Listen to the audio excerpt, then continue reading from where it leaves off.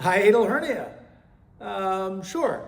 So we'll want to look at it a couple of different ways since we don't have a person where we're saying, okay, here is our situation, so this is the specific way to go about it. But what we do know is we're going to want to rule out emotions or rule in emotions. We want to rule out or in diet issues, H. pylori, anything that would create an upward pressure. So then the hiatal hernia gets the blame, but really there's just an upward pressure of heat. So we're just going to remember that our herbs are going to factor in that we want to descend, and if it's hot, we want to cool it. But if it's cold, then a lot of times things won't descend either. And that's the person who will tell you they don't have acid reflux, but come nighttime they end up vomiting their lunch. And they're like, that was weird. That's what came up was my lunch. Which tells you that stuff is just sitting and not going down.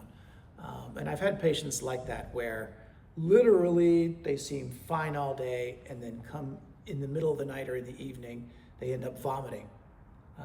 And they're vomiting up food that's been there from 2 meals so that the lunch didn't move, and therefore when dinner went on, it caused that discomfort that led to the vomiting. So we want to take a look at that. We want to take a look at the emotions. We want to see how much of that lifting up there is leading to or allowing that hiatal hernia, which we're going to assume today is mild, is allowed to have an influence because there's a this as opposed to a that. So that, we look at all that, but we're definitely going to be palpating along Chiman, Shanzhong.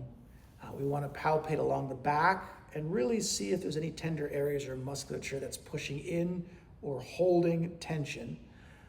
And when we hit a spot, the person tells us it's wrapping around the body, that's usually a giveaway that it's a really important vice that they have going on. And then finally, we want to make sure about constipation. Because if there's constipation down the line, we think, well, that's not the stomach. But if there's slow, then there's actually pressure of qi building up. And if it's bad enough with your ileocecal valve being blocked in Crohn's, that blockage in the small intestine not moving, and I like to think of it as it sends up vapors that ends up causing vomiting. And then with splenomegaly, any of those, you end up vomiting blood from all the way down there. So we do want to just always remember that if this part isn't draining, then there's going to be fumes backing up, and that fumes are qi, and that qi is going to lead to pressure going down. So if they tell you they've got terrible constipation and this issue, fix the lower door before worrying too much about the upper door, right? So that this all has somewhere to go.